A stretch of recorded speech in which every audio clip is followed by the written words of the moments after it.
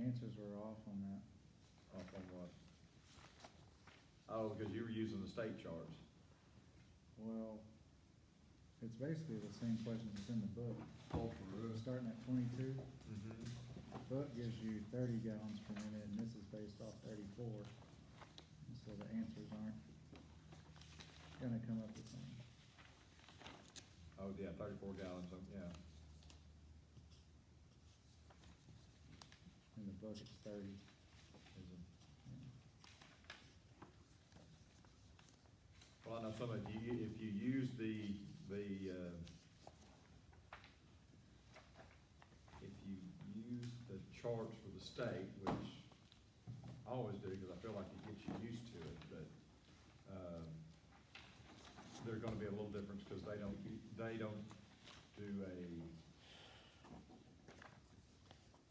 Do you have state's another, not a half-inch 315, it's just a regular, so there's some differences on some of the numbers on the pipe. do you have another handout on the hydraulics? So I wasn't here last time.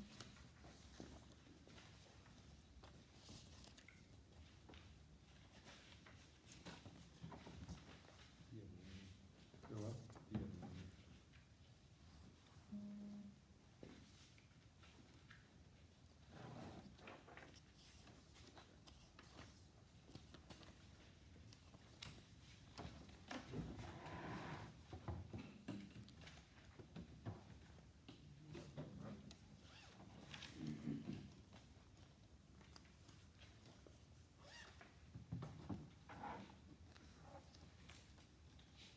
Let's look at least the first part of it.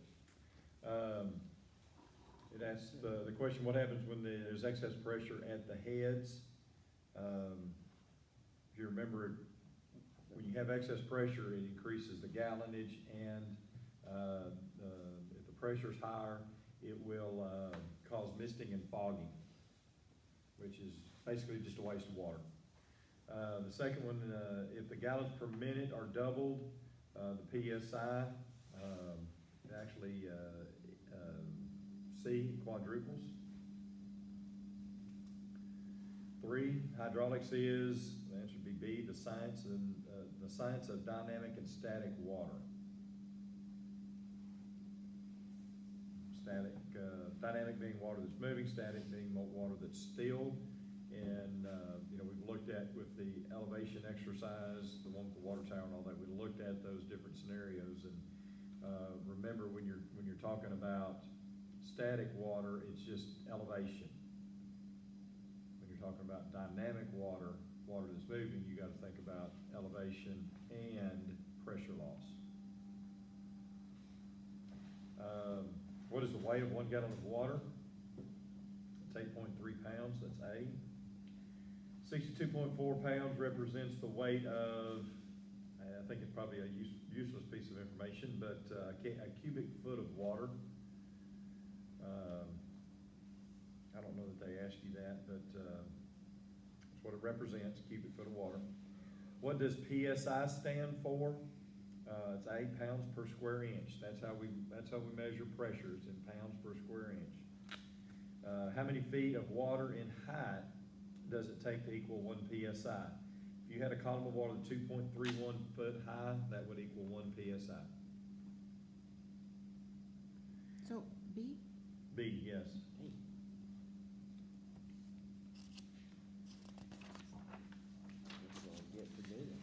Oh, okay. One foot high of water will create 0.433 PSI. How many feet of head are needed to produce 65 PSI? If you took 65 and you divided it by 0.433, it flips it to elevation, foot of head. That's what elevation is foot of head. And the answer is 150.1. If you had 160 foot of head, what is the PSI? So 160 foot of head is being elevation. You multiply it by 0.433, and it should come up with 72.3.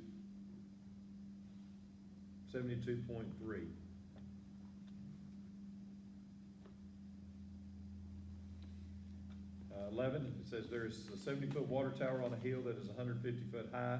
The water pressure at a home being serviced by this tower is 70 PSI.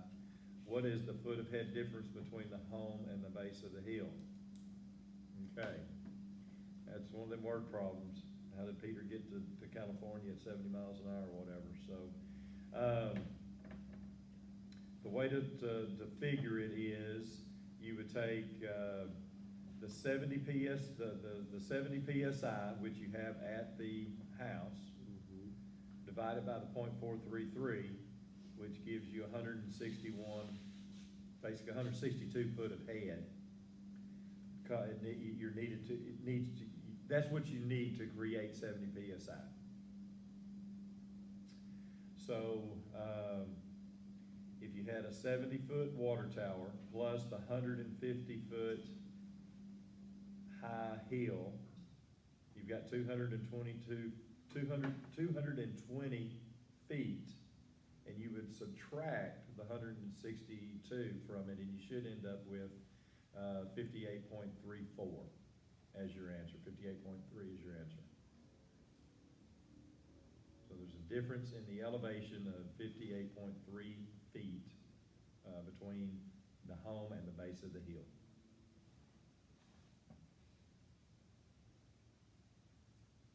An elevation gain in the piping will yield a loss in PSI.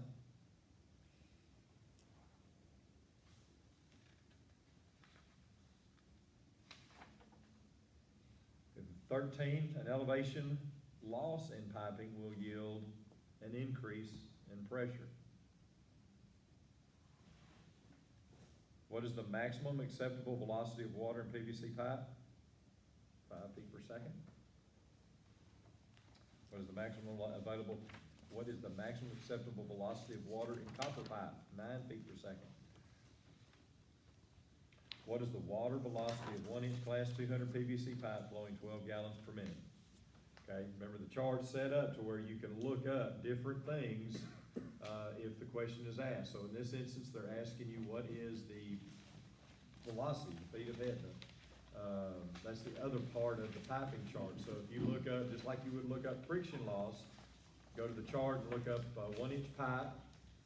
Instead of using the PSI loss on the right, you'd use the velocity column on the left, under 1 inch. Look down till you get to 12 gallons.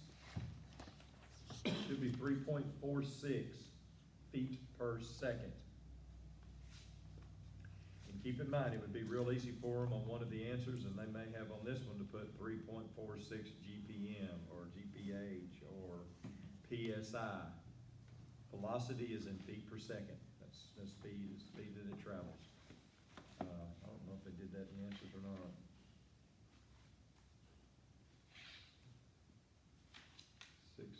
4.620. Yeah, he's got 3.11 PSI. So yeah, they may throw in some different abbreviations following it. So just be careful that you mark the right one. If they had 3.46 GPM, don't do it. The number's right. The following part's wrong. What is the velocity of water an 1.5 inch class 200 pipe flowing 34 gallons a minute? So there again, you go to the 1.5 inch column, look at the velocity side on the left, and look down till you get to 34. I'm showing 4.69 in the chart from the state. Or did I look at that wrong? No, it's wrong. 3/4 or 34 gallons per minute. Yeah. 1.5 inch. I've got 4.69, he's got 4.83. So which one's right? The state chart, 4.69. I don't know why his charts would be different in the back of the book. Velocity's pretty much the same. Let me look real quick.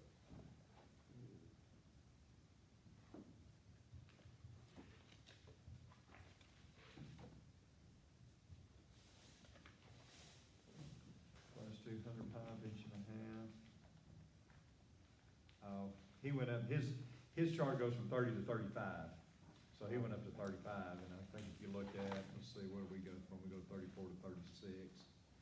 So, the 4.83 according to the books chart is right, that would be your answer. But if you look at our chart, 4.69.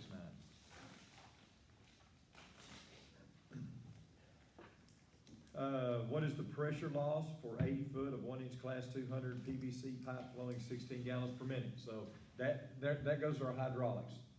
You know, when we do the first part of that in the section where we figure out each piece of pipe, how many gallons, what's the length.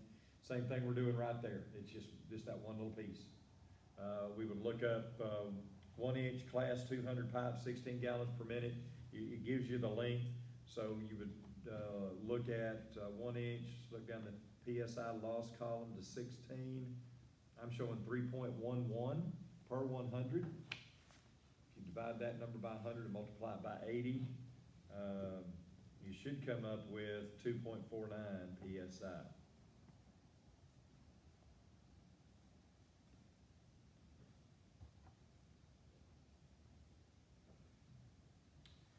Yes, what is the pressure loss for 141 foot of 1 inch type K copper flowing 12 gallons per minute? You just flip charts to the very last one, the copper. Look at 1 inch, look at the column on the right for PSI loss. 12 gallons, I'm showing 4.94 per 100. Divided by 100, multiplied by 141 feet, showing 6.97 is the answer. I did it the other way, I guess that'll work too. What's that? Divide 80 by 100 times by the. Yeah, all it's doing is floating the decimal. So, you know, you can do it that way. Just if you're comfortable with it. What size class 200 PVC pipe would be adequate to flow 38 gallons per minute? So, in order to do that, if you didn't know it, you could look at your gallons per minute on your pipe chart down the left-hand side, look for 38. Scroll over to the right, you see the first several columns are in the gray. Even the 1.5 inches is just in the gray. It's the velocity is 5.24. If you look at the 2 inch, you can flow 38 gallons per minute at 3.36 velocity, which is under the 5. So the first one that's in the regular, not the colored below the line. So what's the answer? I'm sorry? What's the answer? 2 inch, see? 21, if your pipe is flowing 34 gallons per minute, what size should it be? If you look at your pipe chart again, look at 34 gallons per minute instead of 38. Scroll over to the right, see 3/4 is gray, 1 inch is gray, 1 1/4 inches, but you get to the 1.5 inches, it's in the clear, so you can run 1.5 inch pipe.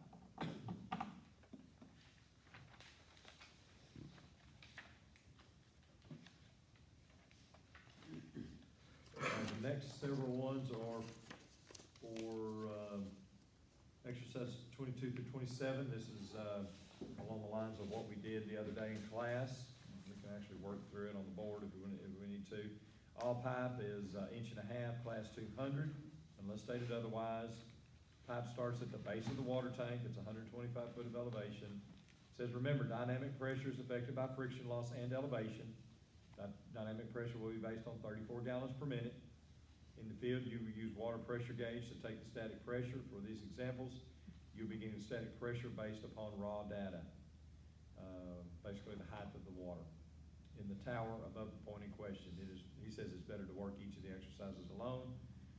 I usually go and just follow the progression. To me, it's easier. So 6 one way, half a dozen another.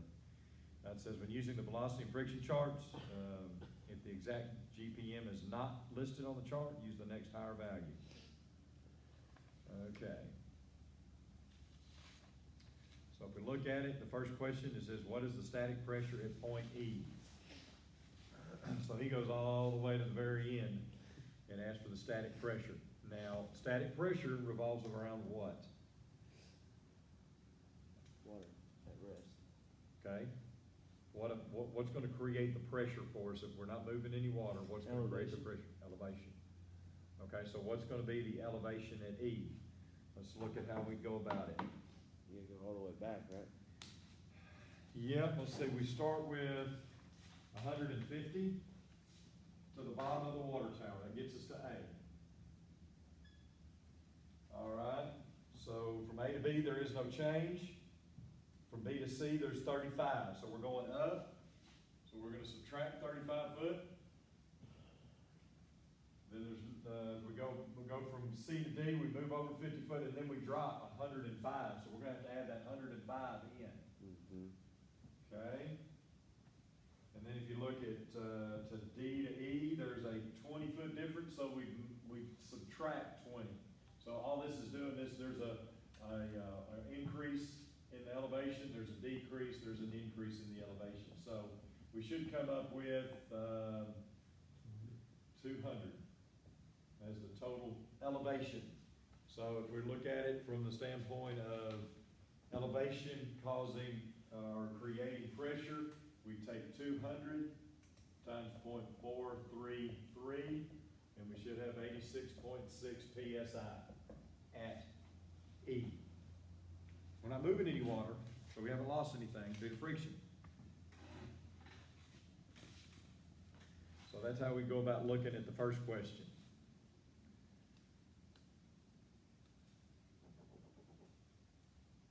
So the answer is B, 86.6.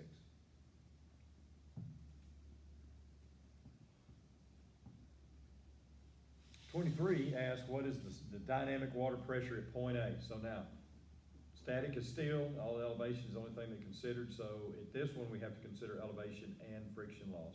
We have to consider them both. So the first thing to do is to start with the static water pressure. What's the elevation at A? 150, Okay, it's 150. Why wouldn't we do 125? because you gotta count the whole thing for your static. The height of the water. Yes. Total height of the water. So we take 150 times 0.433, and that's gonna create, it's gonna give us our pressure reading at A. Should be 64.95 PSI at A, static. Now, it's asking for dynamic, so we've gotta figure friction loss.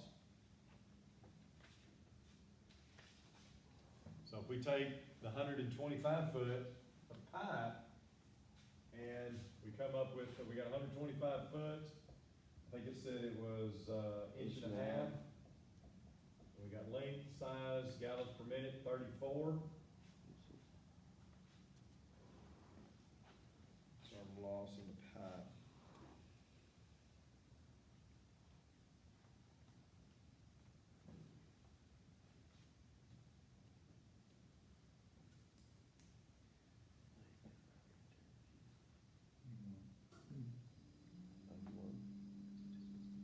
Okay, if you use the state chart, it's 2.09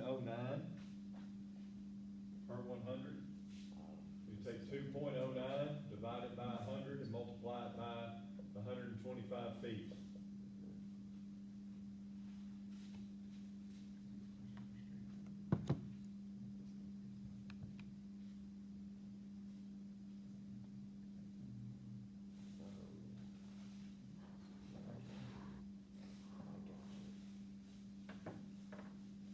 I understand now.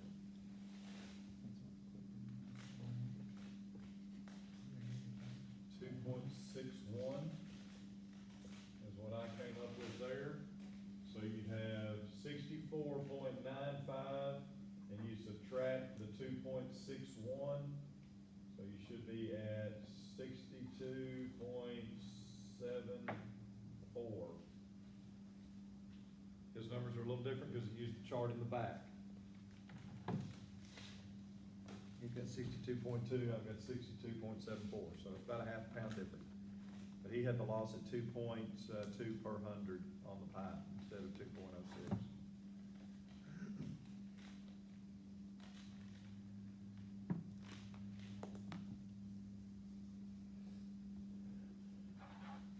Just remember the things you've got to take into consideration when you're looking at elevation or you're looking at static versus dynamic water.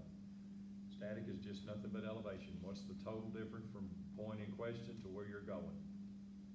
How you got 74? How'd they get, The point 74. I got point Yeah, I got 34. 34. oh, I just misadded.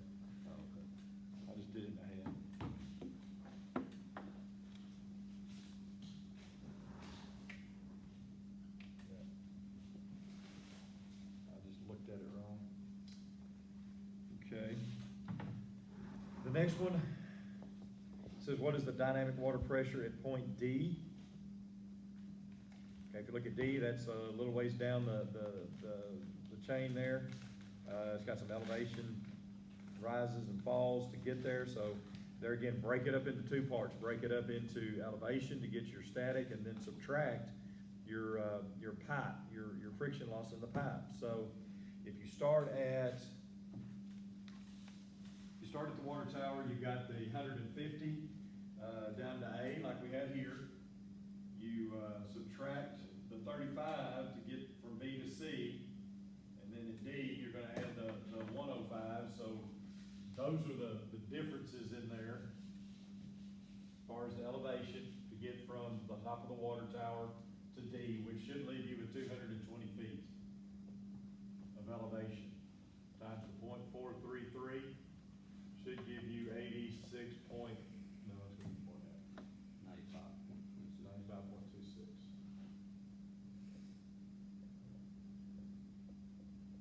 Okay, that's just static. Now, when you look at the difference in pipe, you can add it up. It's all 1.5 inches. So you've got 125 coming from the water tower down. You've got 75 going across from A to B. You've got 50 going from B to C. Then total length from C to D is 200. So you should end up with, what do we got, total length of pipe?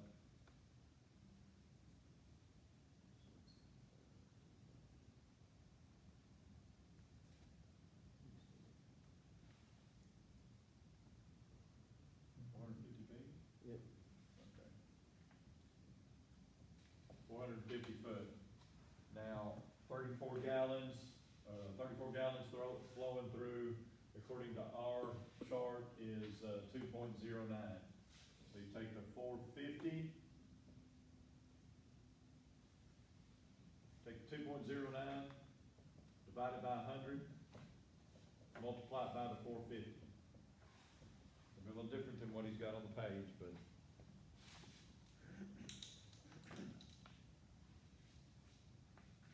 What does he have? What's the answer? 85.82. the answer is 85.36. It's gonna, or 85.4, which is D. But be careful when you go to look at it, and then you gotta remember, he used the chart in the book. Because if you look at it trying to find the answer, you're gonna be messed up. We're not gonna have the same issue on the test, right? No, you're gonna be using the chart. That's why I tell you to use the charts, because that's what you're gonna use for the test.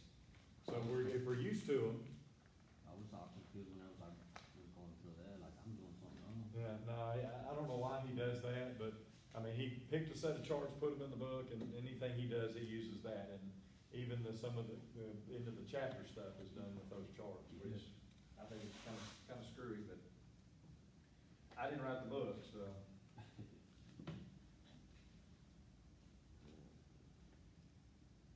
Should end up with 9.41 as a loss.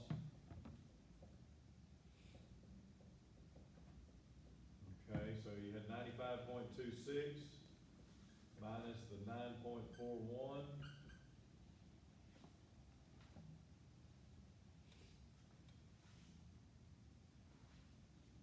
Which is 85.85. So it's not a whole lot of difference, but sure does mess you up when you're looking at it in the book versus the state charts.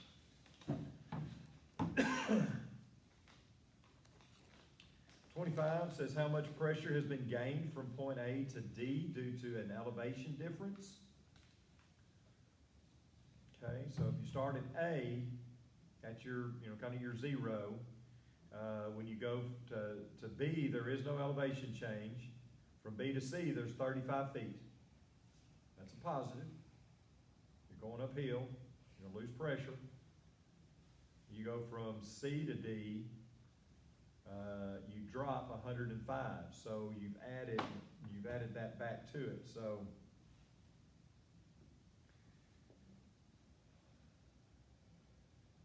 Should end up with 70 foot of elevation change and it's going down, so the, drop from A to D. You did that and you multiplied it by 0.433. Should give you 30.31 PSI gain just due to elevation.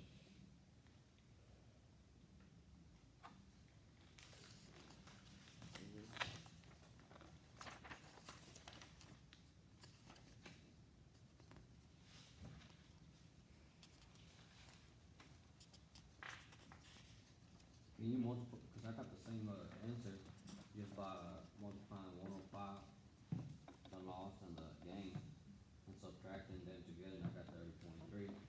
Like 105 times 0.433, and the lower 35 times 0.433. And just subtract them, yeah. You can either do it individually and then figure out if you've got to subtract or add, Okay. and, or just do it together. Just, find the elevation differences. We started with 35 negative and had to add up 105 back into it, so you ended up with a positive 70. So 6 one way, half a dozen another. Okay. 26 is how much pressure has been lost from elevation difference from going from D to E. So that's gonna be the last leg there, where D starts off flat and then goes to E. So the difference is gonna be, it looks like 20 foot. It's an increase from where D is to get to E at the house. So you've got a 20-foot elevation difference. If you're going uphill, if you took 20 and multiplied it by the 0.433, it's gonna give you 8.66 pounds of loss. So do I round up to 8.7? 0.7, yes.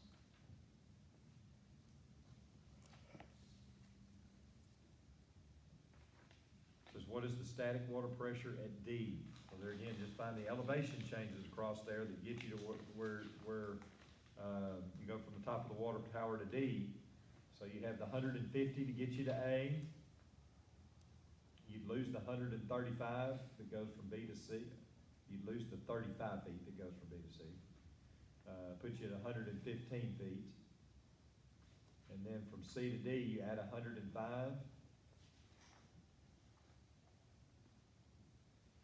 Around 220. That's 220. If you were gonna find the static water pressure at D, you take 220, multiply it by the 0.433, should put you at 95.3 PSI. There's your answer.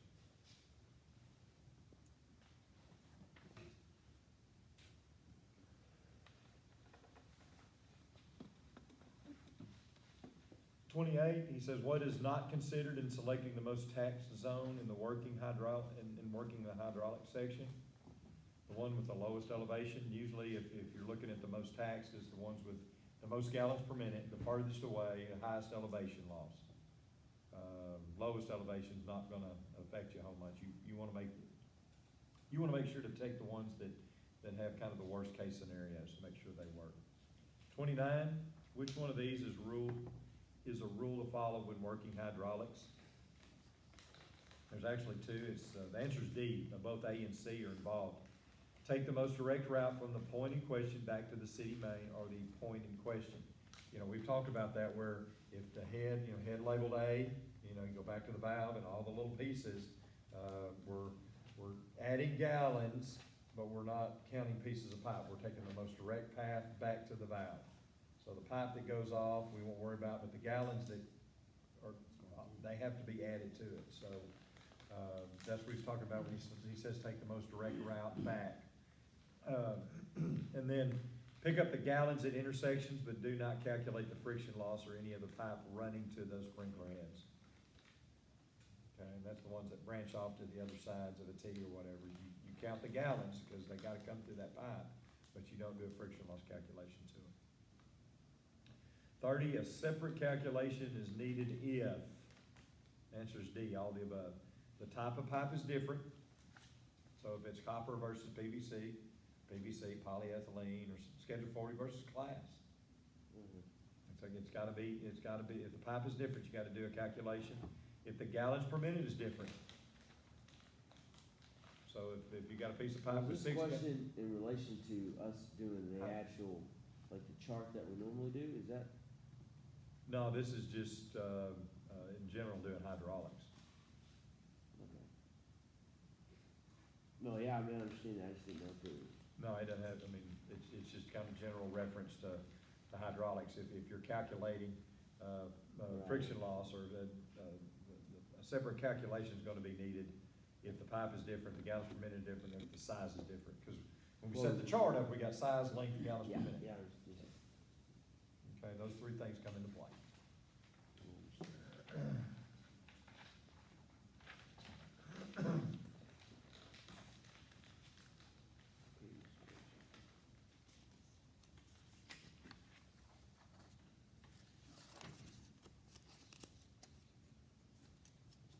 The other ones are big, long data.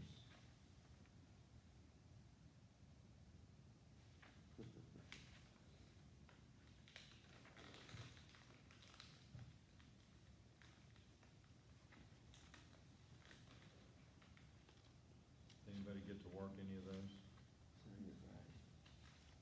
Some, Some? Okay. Actually have the last part of that.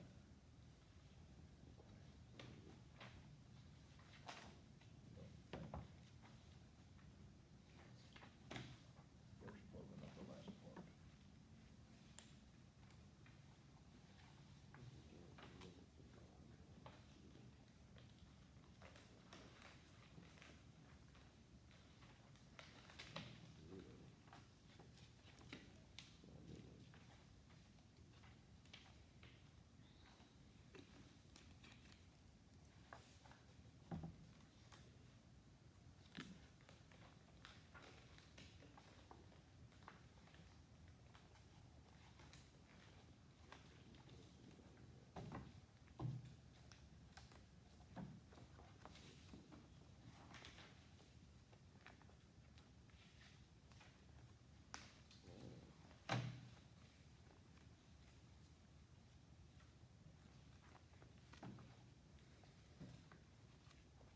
Let's hold off on the other part of that for right now.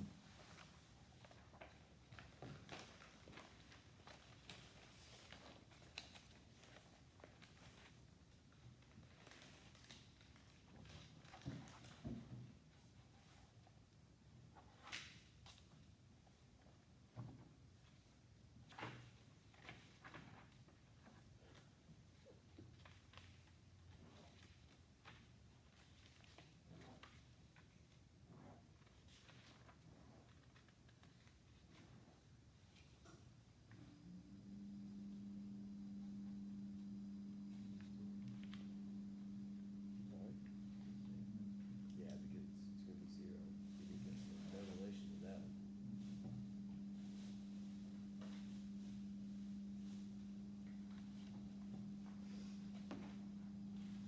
Let's look at 31. I think all it is calculate the gallons. Trick question. Is it?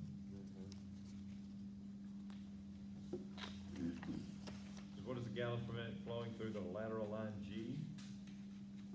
And zone valve number 2 is operating. Lateral line G, it's, right there on the other side of zone valve number 1.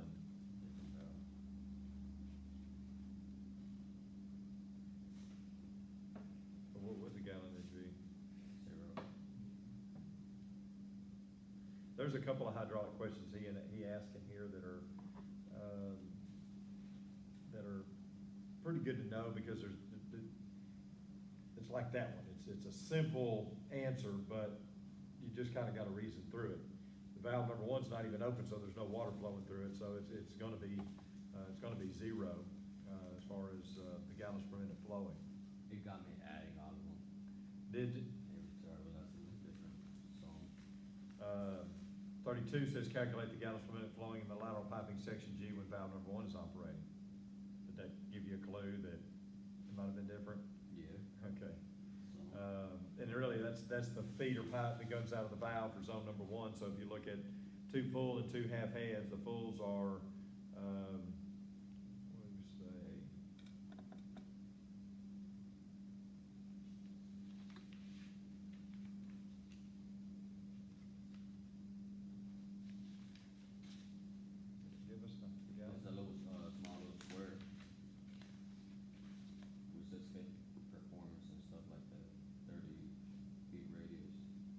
8 gallons per minute, man, that's small. 8 gallons per minute, so, out of the full, so you got 2 eights, that's 16, and then 2 halves, that's another 8, so you got, 24 gallons total, so C is the answer. And they're, they'll ask you some different questions, kinda like what I had in some of the hydraulic scenarios we went through, where we calculated the gallons per minute, we just ask it different ways.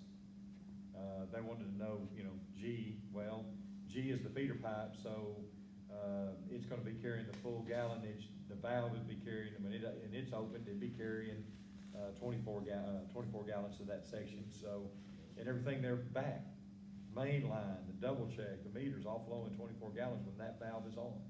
It changes from valve to valve, but for that one, it'd be 24.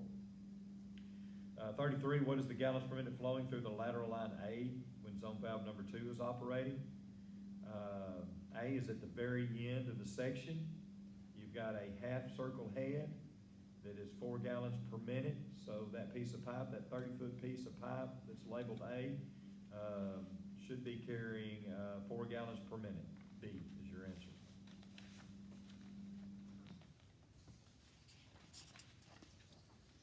What is the gallons per minute flowing through the backflow device if zone valve number 1 and 2 are operating at the same time?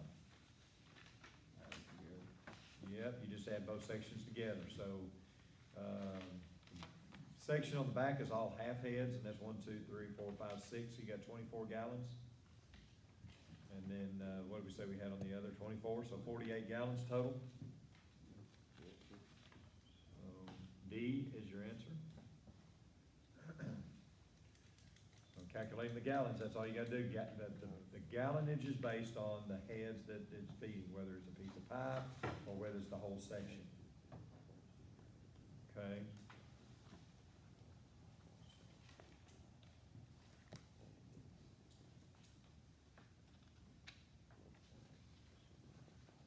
Okay, the next part is asking you to calculate the gallons per minute, then refer to the appropriate velocity and friction loss chart to stay within the feet per second, the velocity limits. So I'm wondering how we're gonna differ here, but, let's see. 35, what size should lateral pipe section G be? Well, that's based on gallonage, right? So you've got 2 halves, 2 fulls, that's 24 gallons, 24 gallons. If you look at the state chart, 24 gallons, you should be running 1.25 inch pipe. So the answer is C.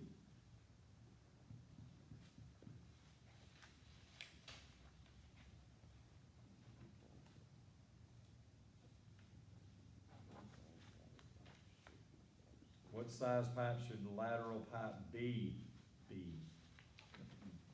How should it be sized? B is the second piece. If you look up, go to valve number 2, look over to the right. You've got A at the head A at the far right, and then you start working back to your source. But in order to determine how many gallons is flowing through B, look at the heads that it feeds. You got 2 half heads. You got the one on the end, the first one in, so both of those are worth 4 gallons per minute. So it's 8 gallons. If you look at 8 gallons on your pipe chart, look over to your right. You should see that you would be safe to run 3/4 inch pipe because it is not exceeding 5 feet per second. It's not under that black line. What size should lateral pipe C be? If you look at C, it's the next one in from B. So if you had 2 heads, this one's got 3 heads that it's feeding. It's just that small piece, it's 10 foot. From the T to head number 3. So you should have 12 gallons flowing through it. To size it, look at the chart, look at 12 gallons, look across there. 3/4, you notice, is in the gray area. It's in the shaded area, so you move over to 1 inch, and you see that it fits within the range of being under 5 feet per second.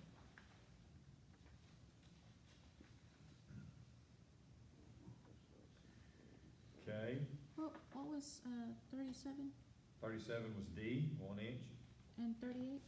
I haven't got there yet. Okay.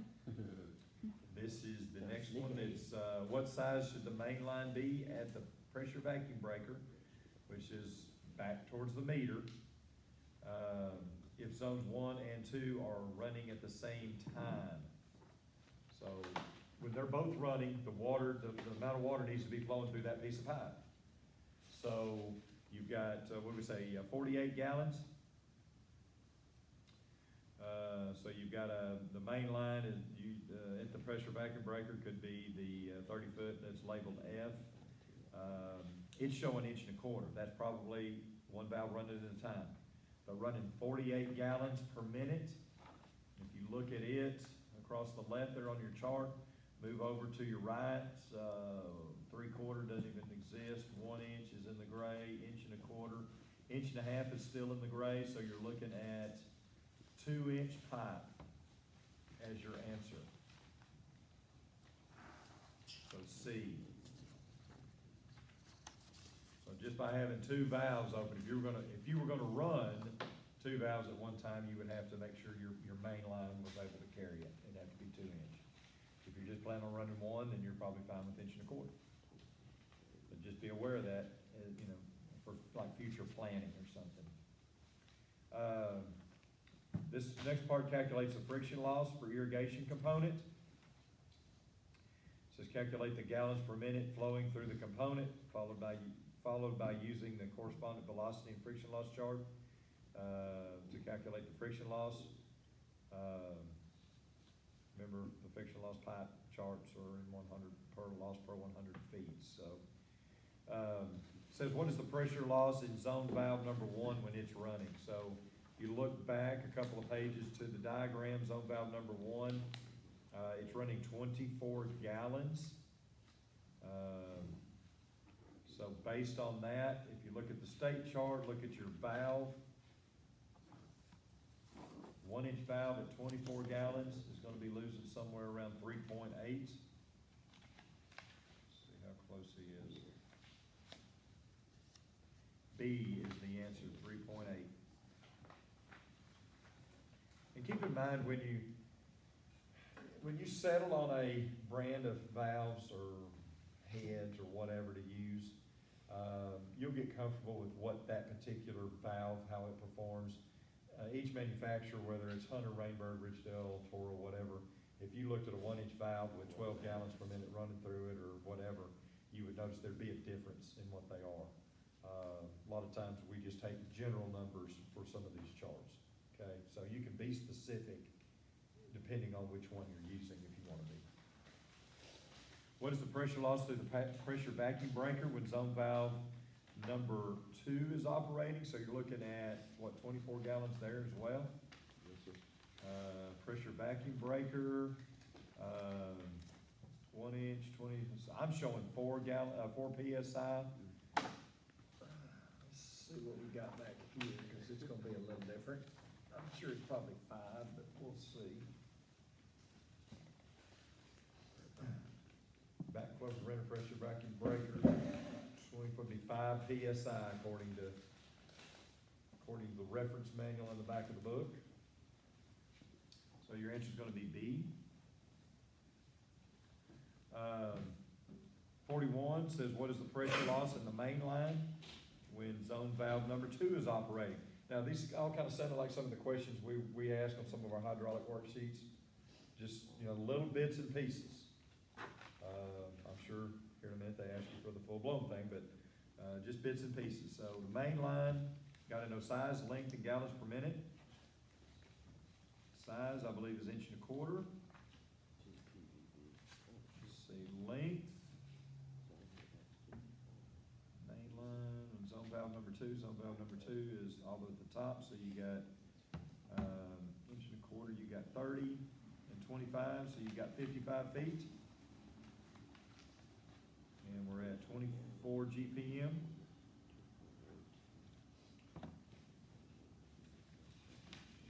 Based on what I'm seeing.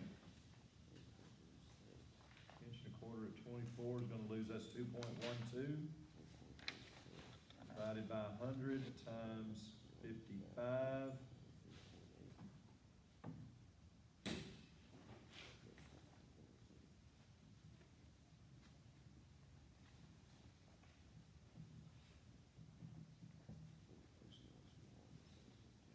I've got 1.17.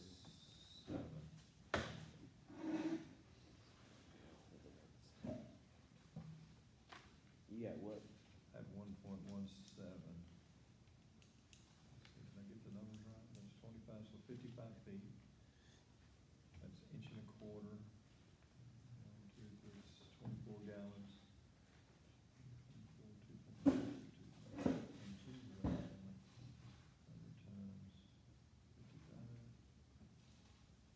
1.17.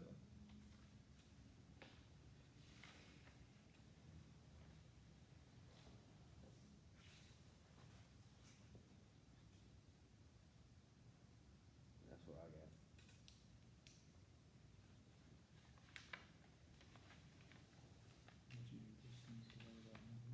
I'm sorry? Yeah, so the answer is C. For 41? For 41, yes. Whatever gallons. And 40 was B? Yes. What is the pressure loss in the meter when valve number 1 is operating? So you'll look at a water meter chart, look at valve, that's 24 GPM. So it's got the meter has to carry all the gallonage. Water meter, what size water meter do we got? 1-inch water meter, 24 gallons. Show 3.4. So the answer is C.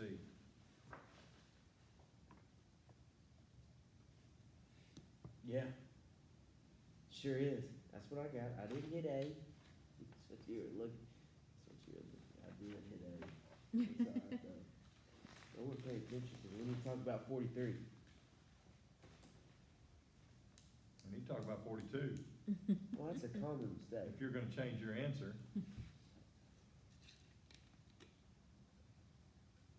What's wrong with C? It's feet per second. Is That's that the not, right answer? no, feet per Okay. second. It's A If you is the know right it, stick answer. to it. Don't be so easily swayed.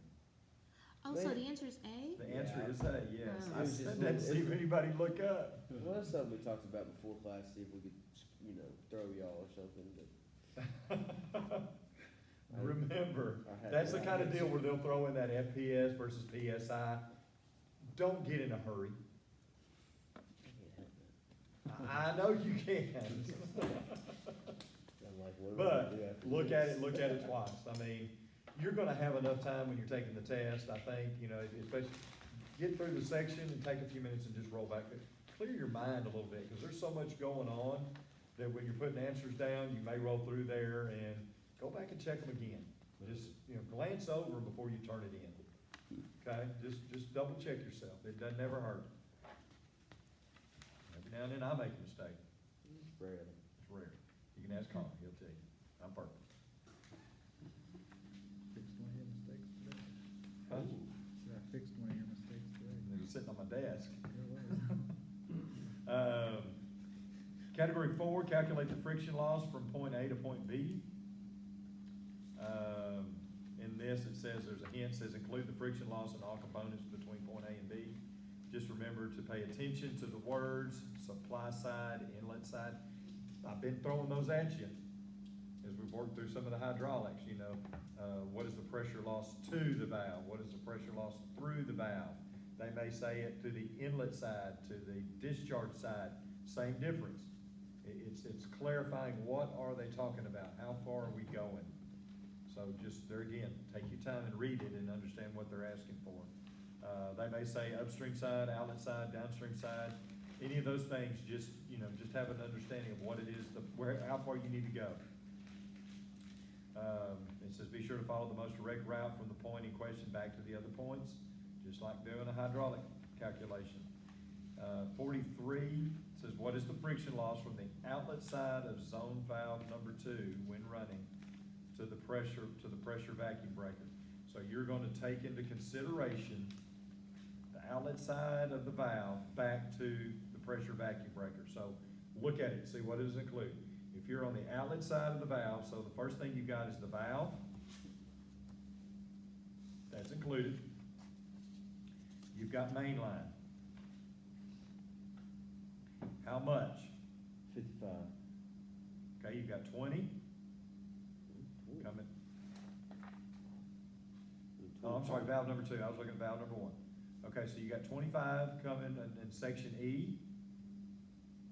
And then you've got 30 for section F, so you've got 55 foot of pipe, and it's showing to be 1.25 inches. And the valve is running 24 gallons per minute. So there again, there are your three things: size, length, gallons per minute for pipe. So you've got, that, then you've got the pressure vacuum breaker, so Okay, but, three things. but it says to it. It doesn't say through it. So do you consider it?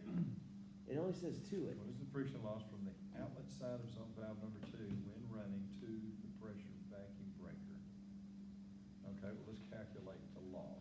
So, we've got 2.12 on our, I don't like these questions. don't overthink it. We're trying to get you not to do. 1 inch valve, there's a 1 inch valve, 1 inch valve at 24 should be 3.8.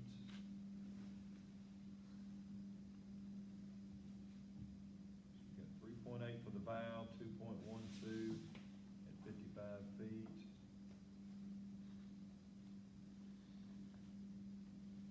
2.12 divided by 100 times 55 feet, 1.17.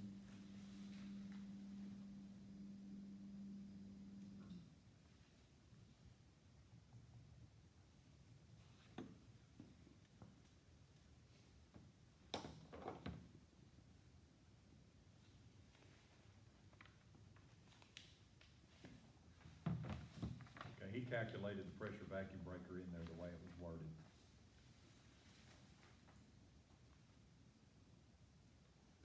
He calculated it in there. Cause the answer is C, 9.57. So you have 3.8 for the valve, Yeah, you have 3.8 for the valve. and You got then I ended up with 1.17. 1.17 on the Three. pipe, and then the pressure vacuum breaker's 5. So that should put you at the 9.97, which we're a half a pound off because. Okay, we're is it using- gonna be that misleading though? I don't think so, but here's what I would do just to kind of cover myself. Like I just did, work it both ways and see. Calculate it up to it, and if the answer's not there, then you know the the backflow's gonna add 4 or 5 pounds. Add it in and see if you get the right number. So you got C. I had C, yes. I still didn't even come up with C. I got 8.97. You know what? 8.97. We had 3.8, 1.17, and 5, 6, 7, 8, 9. Through the PVB on a 1 inch? Pressure vacuum breaker's 5. I'm sorry, if you look in the back of the book, he Oh, throws it in there okay. 5. Sorry. Yeah. That's what, then that makes sense. Pressure vacuum breakers is 5 according to his chart, so. 44, what is the total friction loss from the supply side of the meter 2.1. to valve number 1 when it is operating? So you've got the meter,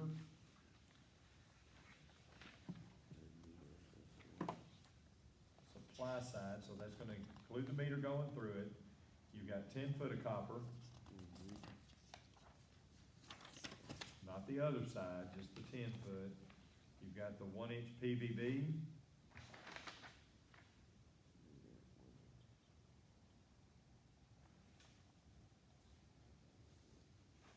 two valve number 1, so you've got 50 foot of pipe. 1.25 at 24.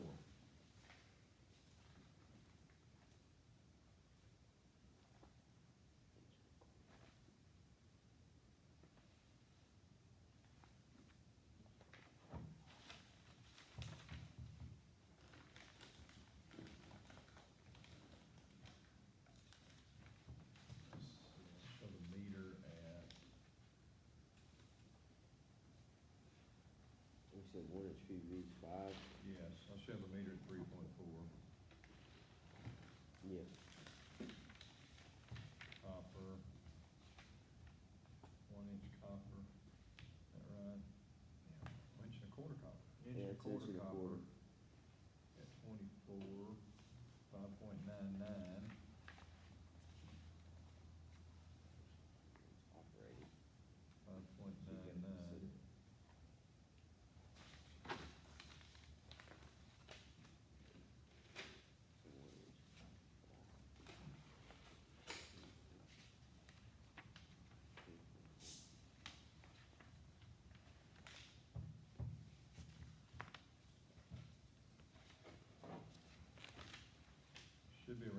pounds is your loss on that one, 10.06.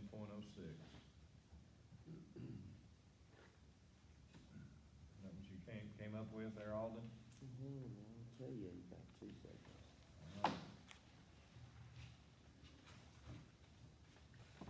On the copper, we just mentioned the 10 feet, you said? Yeah. Because it talks about from the supply side, so you would include the meter, not anything back behind it. Oh, okay. So you include the meter and go forward. That's not what I got. What'd you get? Got like 11 or something. So for the meter, I had 3.4. yep, I got 3.4. Then you do that 10 10 feet foot of copper. of inch, you get what, point something? 0.6? Yeah, okay, I got 0.59. And then we got the PVB, we got 5. Mm-hmm. Okay, and then you got 50 feet of that, you get 1.06, right? Mm-hmm. And then you got to include the valve because it's operating.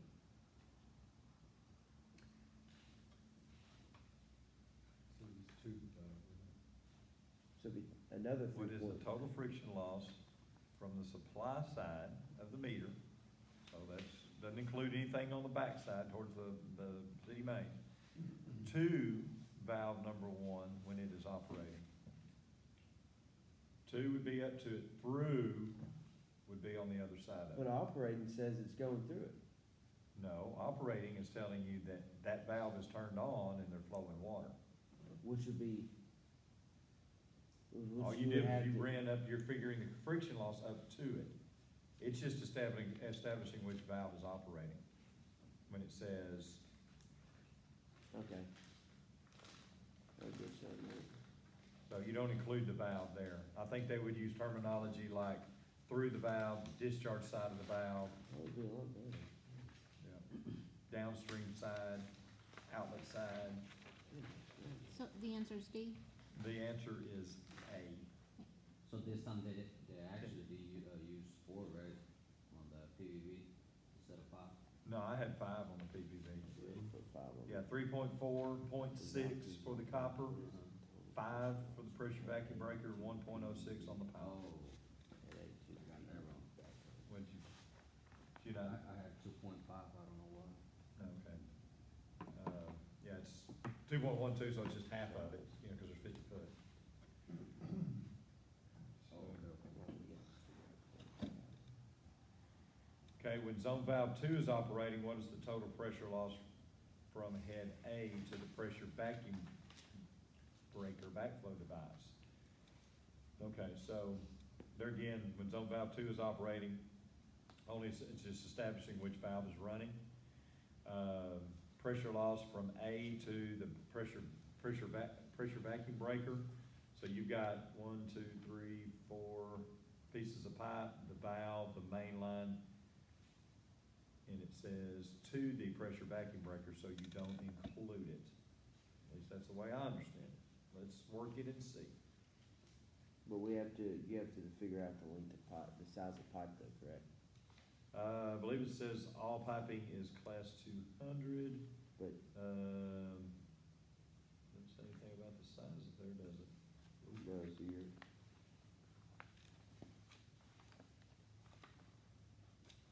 Zone valves are 1 inch, okay. So, yeah, you have 4 gallons, that'd be half. 8 gallons, B would be 3/4. C would be 1 inch, D would be 1 1/4 inches.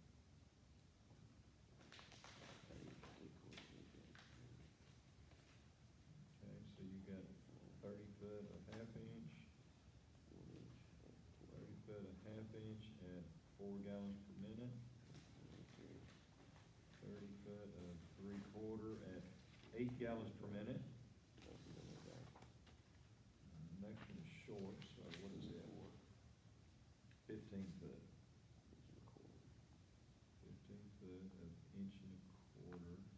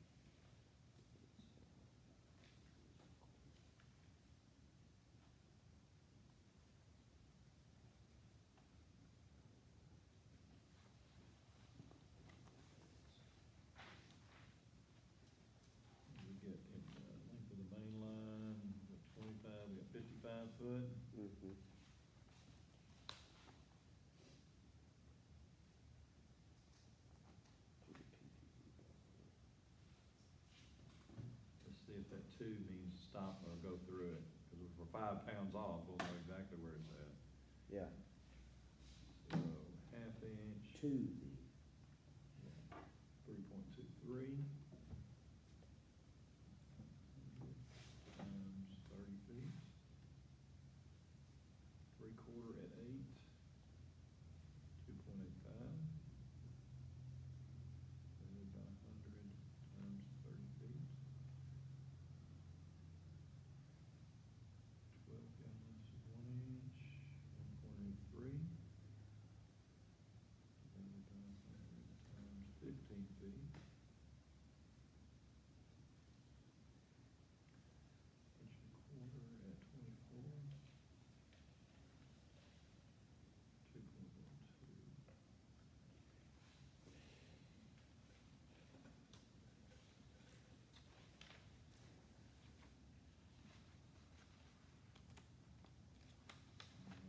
A couple of numbers.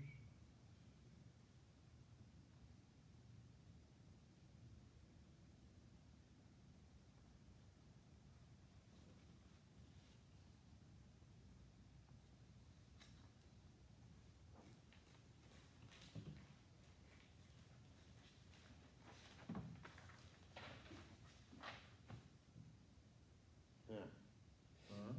okay.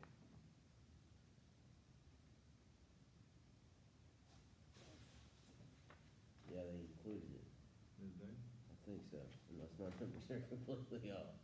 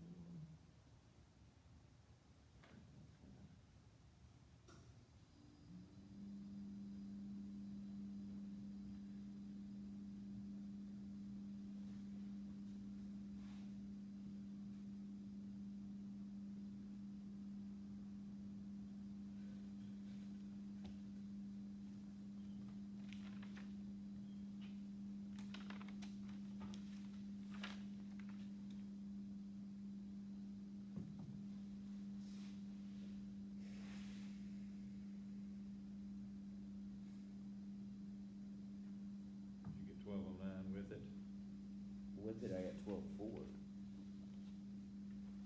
I got 7.4 without it, and then plus 5, I got 12.4. What'd you get for half inch?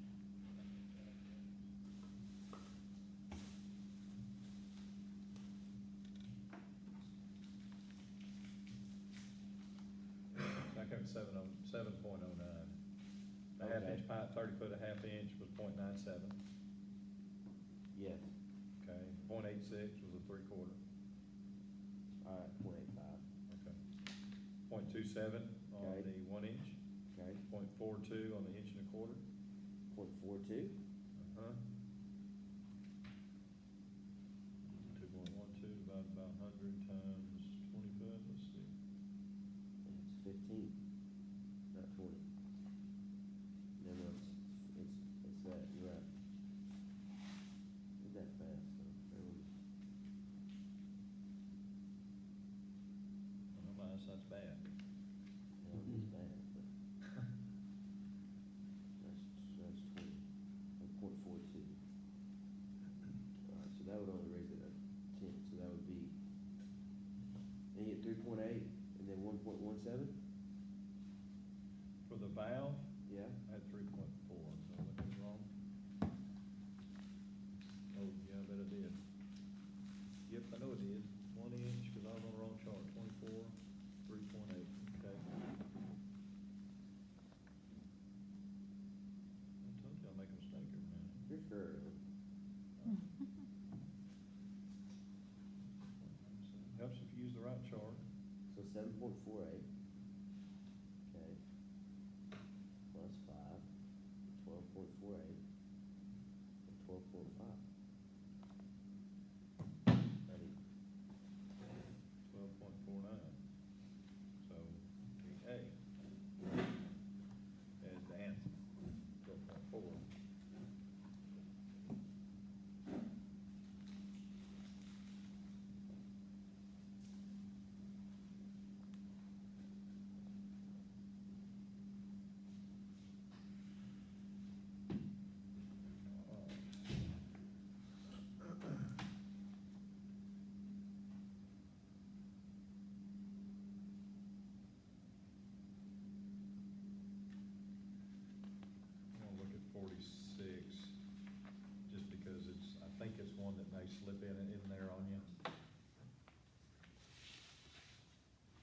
look at the idea behind it.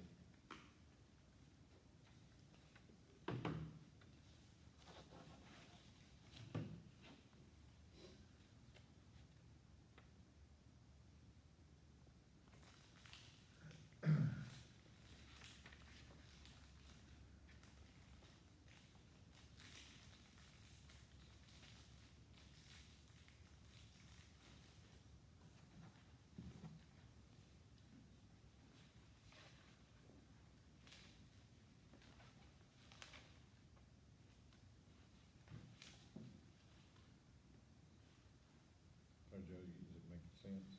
Oh, yes, sir. Feeling pretty good with them? So far, I was just trying to. I know that some of the number, because of the difference in the charts, it kind of screws Just things that up. 5. Yeah, 5 versus 4 or whatever.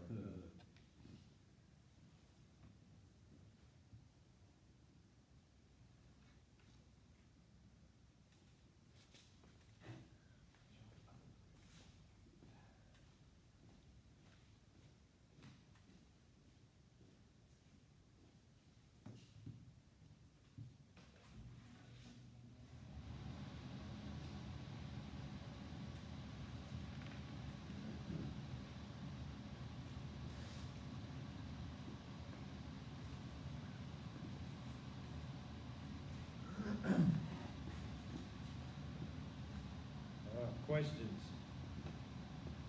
Probably a lot, but we'll field the ones we can.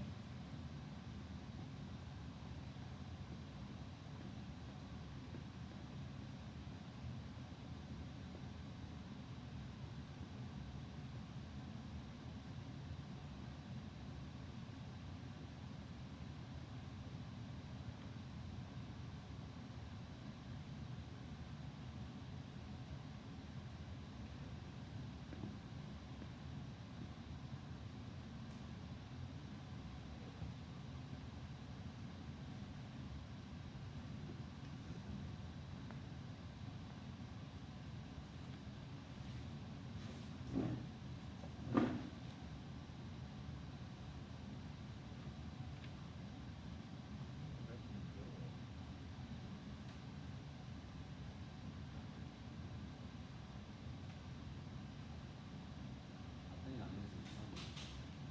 Okay. Like, two numbers. Well, Okay, so you're on 45, right? yes, sir. Okay, so you should have 30 foot a half inch at .97.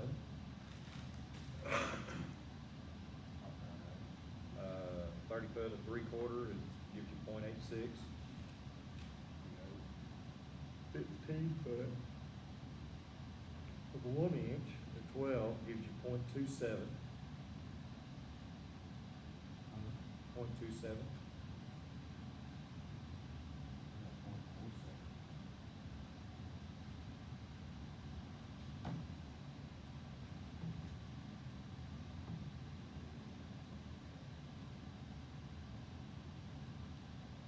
Okay, so you should have 1.83 divided by 100 times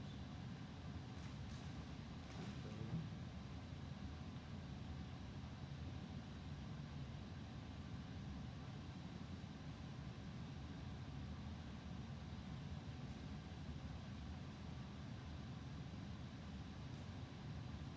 Did you read it? You said 3.11, that's what the loss, right? How much was the loss? Loss was .27. No, before the action. I had 12.4 was the total. A being the answer. And what about the other one, 20 feet and a quarter? The 20 foot inch and a quarter .42. Okay, I got that. 3.8 on the, inch and a quarter, on the valve.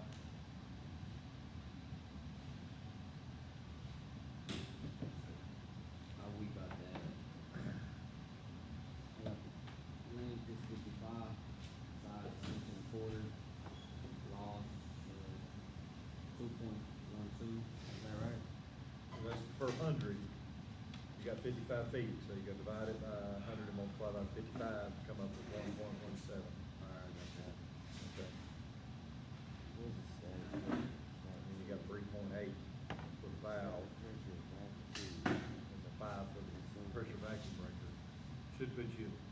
about 12 and a half. It was- Right, right on. So, Oh, I see it. Pressure. The valve? Yes, sir. I did the same thing, I looked at the meter. Sound wind, Well, actually, I look at the static wrong pressure, side. elevation, I have 1.6 and it's 3. minimum head pressure. Okay. That's not what my problem was.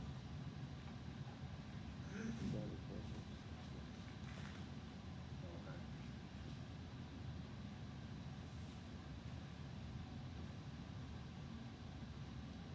Alright,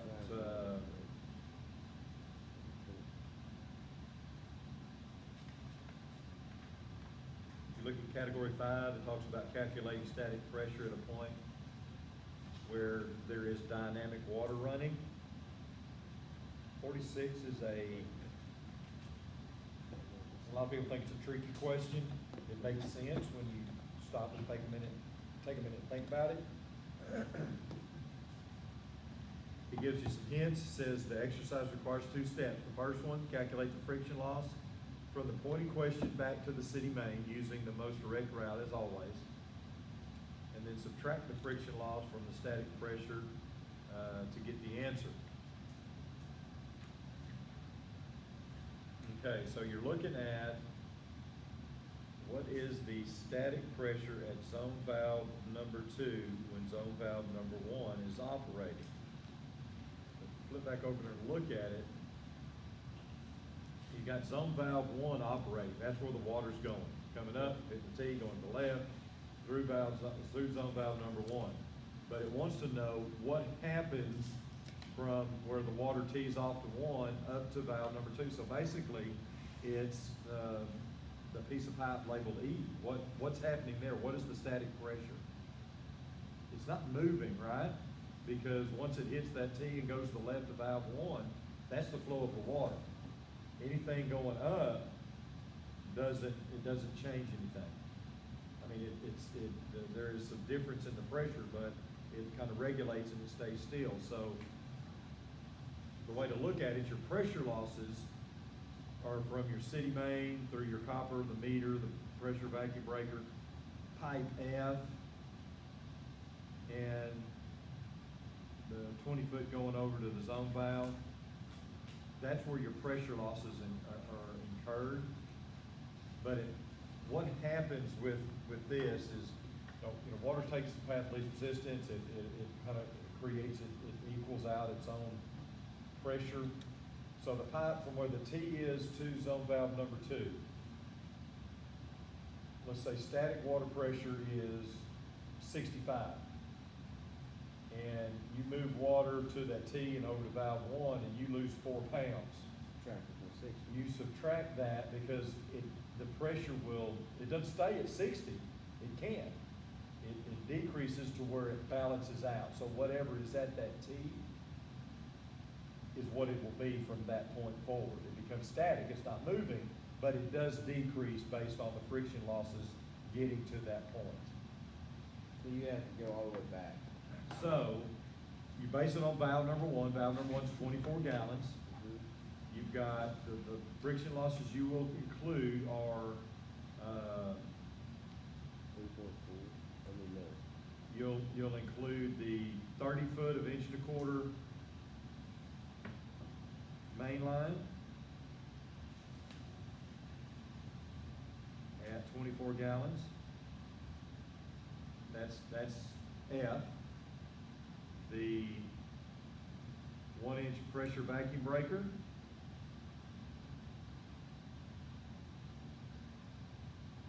You've got 10 foot of K, inch and a quarter. 10 foot of top K copper 1 1/4, and you've got 20 foot on the back side, or 30 foot. That's 20 foot. Okay, so you've got a total of 30 foot, because you can add the 2 together, because same pipe, same gallonage. 30 foot of 1 1/4 copper. Got a 1 inch meter.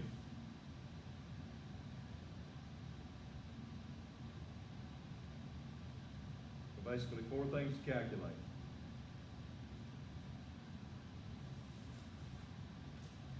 Calculate the losses on that and subtract it from your static of 60, and you should come up with the static pressure there. Okay, so mainline pipe, 30 or 24 gallons, inch and a quarter, is gonna be 2.12 per 100 Right. times 30 foot. 1 inch pressure vacuum breaker is gonna be 5.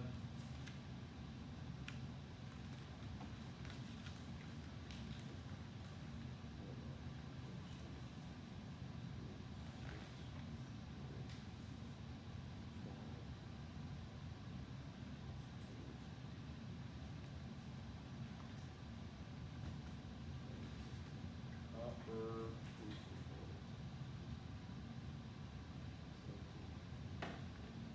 inch and a quarter copper at 24 is 5.99. 5 by 100 times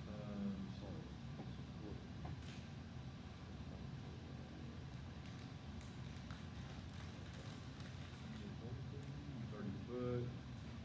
It's 30, because you consider the T, right? Because that is where, that's the package consistency, that's the first place that water has to go, can't go anywhere else. So you gotta figure out what your static is. So you don't consider this, you consider just right at that breaking.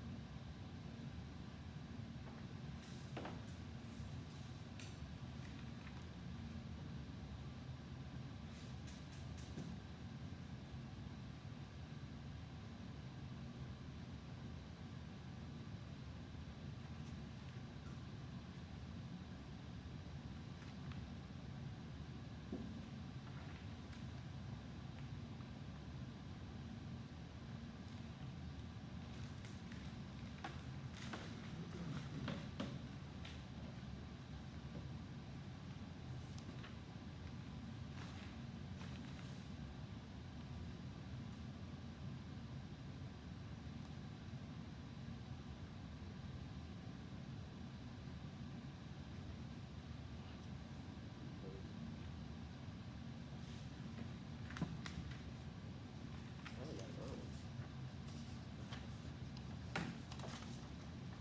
Okay, so you got 4 things to calculate. You've got mainline pipe F, because that comes right up to the T. We're not looking at anything beyond either direction. All we're wanting to know is what happens to the pressure. You had 60 with nothing moving. You're gonna lose some moving it to that T. So you've got the main line, you've got the, pressure vacuum breaker, you've got the copper service, and you got the meter. So 4 things you figure the loss on. I had the loss through the main line, 30 foot of, inch and a quarter main line at 0.64. I had the 1 inch pressure vacuum breaker at 5. I had 30 foot of inch and a quarter copper at 1.8. And then I had the 1 inch meter at 24 gallons at 3.4. Totaled it up.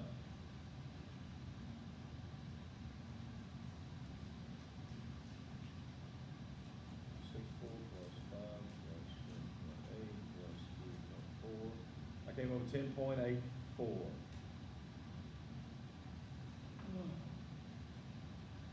So I guess that would give my answer B, right? Is that what it asked for?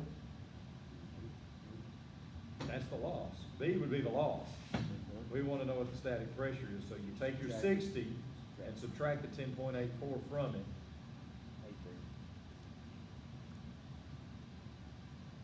And you should be at D, which is 49.1617.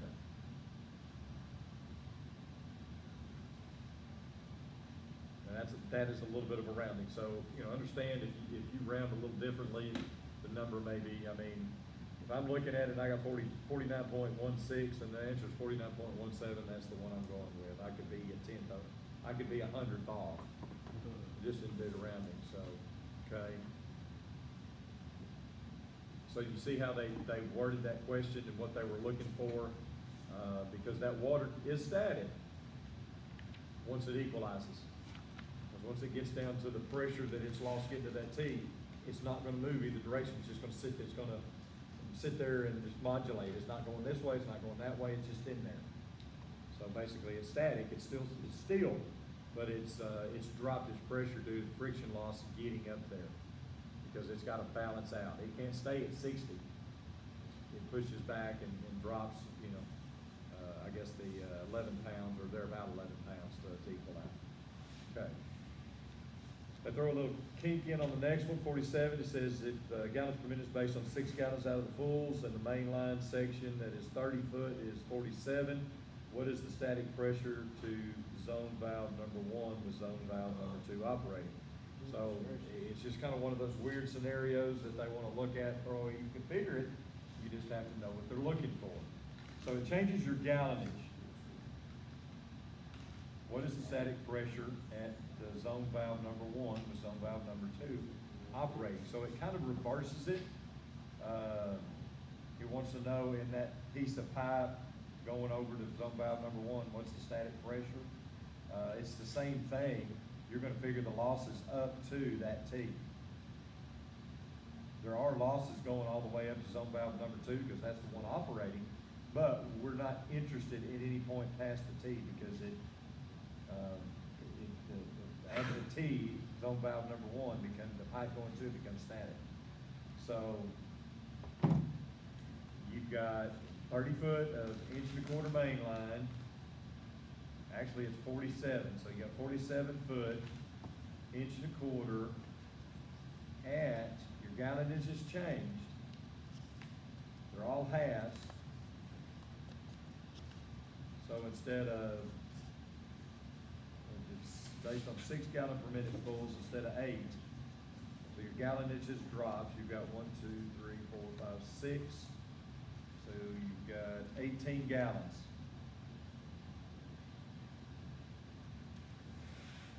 So you have the first loss there for pipe, the main line F. It's 47 foot long because they made the change in the writing. Pipe stays the same size, but the gallonage goes to 18 because you had 8 gallon fulls earlier, so all those were worth 4. It says you got 6 gallons as your criteria, so now all of a sudden they go to 3 because a half is worth 3 gallons instead of 4. So you've got 18 gallons there instead of 24. So that changes it a little bit. Okay, your pressure vacuum breaker be based on 18 gallons as well. Your copper, that's 1.25 inch copper at 18 gallons. Is it still 5? Yes, on pressure vacuum breaker, yeah.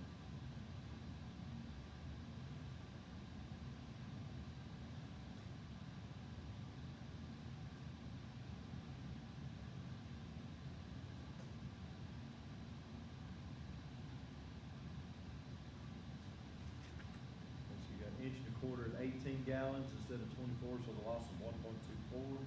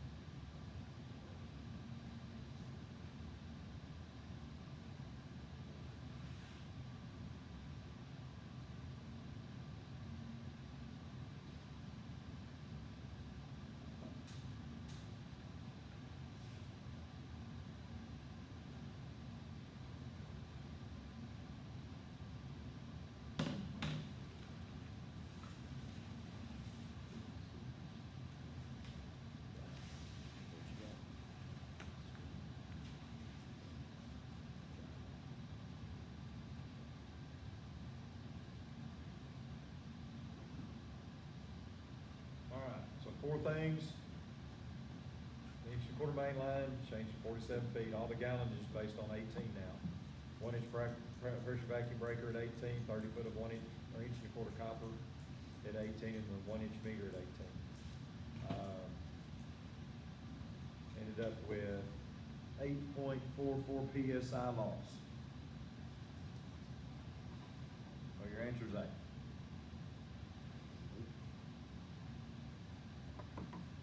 Okay. Close. 60 minus 8.4. Answer C, 51.56. That's what the static pressure is gonna be going over to valve number 1. Once the water passes by and the friction loss has been incurred, it becomes static going over to the valve. There's still more losses going up to 2, but that's not what they were interested in. They were interested in what the static pressure is going over to 1, once it comes across that T. Okay? Those are gonna be tricky. They're gonna be a little tricky, but at least you're aware that they may come in there, that they're, you can figure it because they give you the information, it's just understanding what they're asking for. Whether it's to, through, before, pass, discharge, inlet, just be aware of the writing. I think when he made up this practice test, I think he looked at it from the same standpoint. They may throw the wording out there to where it can be confusing, especially in a high-pressure situation when you're tense about the test, you're worked up and all that. So just take a minute and realize what it's asking for. Okay?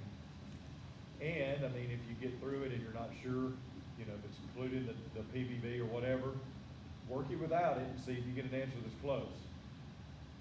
Put in the pressure vacuum breaker and then see if that answer is there, if the other one's not. We let it bring like scratch paper or something? Oh, yeah, they give you 2 pieces of scratch paper, so Oh, you can, at one time, that's all they give you. Yeah. So you go in there and work through it, when you get it filled up, go give it to them, say, I need more. I learned to write small, though. First thing I'm gonna do is I'm gonna regurgitate this on a piece of paper.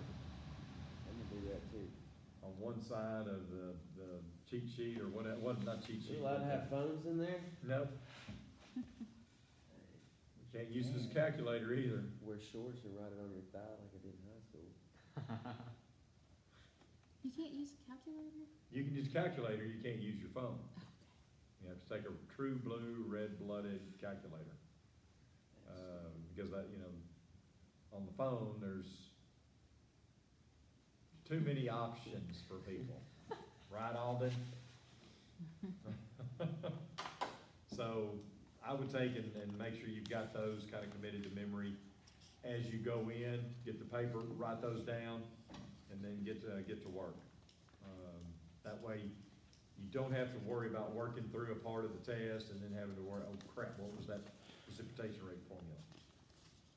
You got it written down, you can refer back to it, pull it out of the notes and use it, so.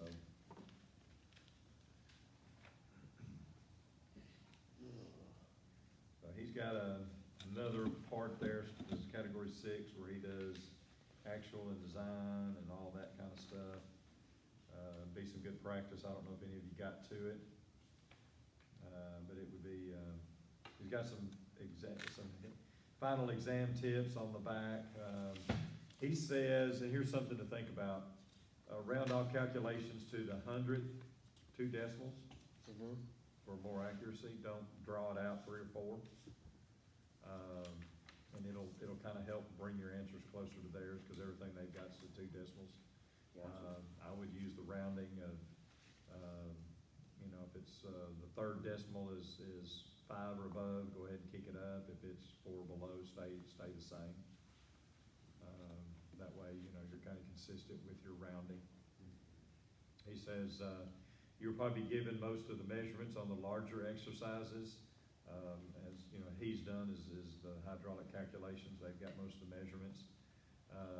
Use them. Don't take your scale out.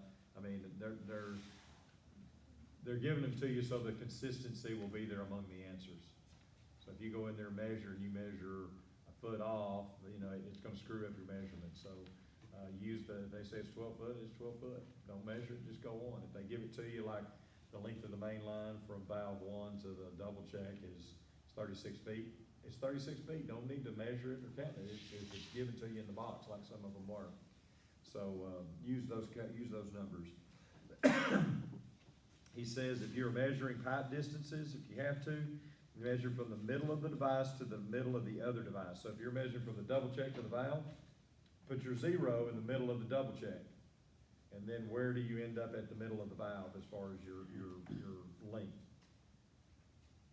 Right at the end of it. No, but I mean, when you put your scale on it, what mark is in the middle of the valve? Because you're measuring middle to middle, so instead of at the end of the valve, or end of the double check to the end of the valve, measure middle to middle, because it gives you a more accurate measurement. Oh, is it, okay.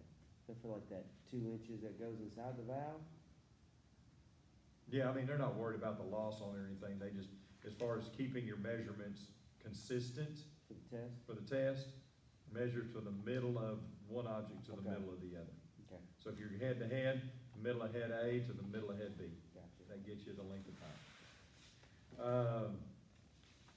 It says, for example, if you're measuring the main line from the backflow to the zone valve, measure from the middle of the backflow to the middle of the zone valve to arrive at the most accurate measurement. You know, if they're giving you a scale that's to, or if your plan is to scale. If you're asked to size pipe, always size it to the smallest size. Stay within the proper velocity, feet per second. Use the friction loss charts provided in the exam. However, if given a size of pipe or another irrigation component, as shown on the example, is smaller or larger than needed, don't change the size. If you are in the gray area on the copper, don't change the size. What's given is given. Go with it, okay? Even if you have to enter the shaded area on the friction loss tables to get your pressure loss, don't change the size unless instructed otherwise. If the gallons per minute are too high for a given component, for example, flowing 24 gallons per minute in a 1-inch class PVC pipe, don't change the gallons per minute or component size unless instructed to do so. If remember, you have not designed the plan, therefore it does not matter if the design works hydraulically or not, just answer the questions regardless. If the type of pipe or the service line between the meter and the backflow is different, or it is not given, you want to use PVC pipe. When calculating friction loss, if your gallons per minute is a fraction, go to the next higher number on the chart. Always go up. So just a couple of hints for the hydraulic section. Remember, if anything changes, size gallons, size gallons, you have to change and do a separate calculation. So keep that in mind when working the hydraulics. I would say take that category 6 and work through it if you haven't. If you want to holler at me, late Wednesday or Thursday, I can probably get you the answers. There's only a handful of questions I can work through and get you the answers if you want to just kind of compare. So, see what's there.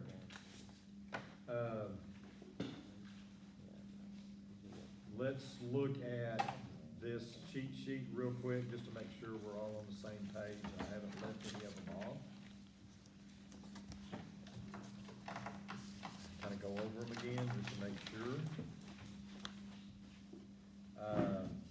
Distribution uniformity, remember that's kind of the catch cans. They may give you, like I had them drawn out, circles, whatever. They may describe it to you in a word problem. But remember, you take, however many you have, you want the lowest 25% or a quarter of the cans. Average. The average of them on the top part of the category. Then you average all of them. Add them all up, divide by how many you have. That's how you come up with an average. If you got 16 cans, the quarter would be 4. Add the 4 up, divide by 4, you got the average. Add the 16 up, divide by 16, you got the average. What's this stuff? Times 100 you have here? It gives it to you in a percentage rather Okay. than a fraction. Understand. Gotcha. So So if you took, 2.9 is your average of the lowest quarter, divided by, 2.6, the bottom half or whatever, and you came up with 0.3, you multiply it by 100, it gives you, 92%. Oh, Yes, sir. So it changes it from a fraction or decimal point to a whole number is all it does. It moves the decimal. Okay? Kinda like we do with the pi, divide by 100, multiply by, that's kinda the same thing. Just moving the decimal. So distribution uniformity. Everybody okay with that? When, when they're talking about it, what they're looking for, that's the catch can set up, that's the formula you use for that. Precipitation rates, total area, single head method, drip, I believe those are the three main ones that they will hit you on. Total area, 96.3 times the total gallons per minute that are being put into the area. Now remember, that may change based on, how many they have and what the gallonage is. It may be a 4 gallon per minute full, but if you've got 4 of them, each of them put 1 gallon in.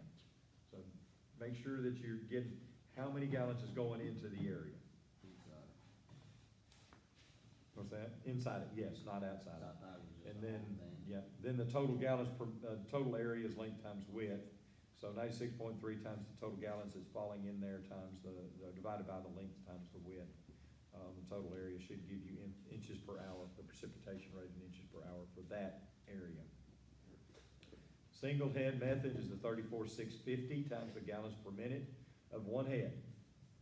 So if it's a 6 gallon, 8 gallon, whatever, that's what goes there. The degrees of arc, if it's a full, half, quarter, that's what that means, times the head spacing times the row spacing.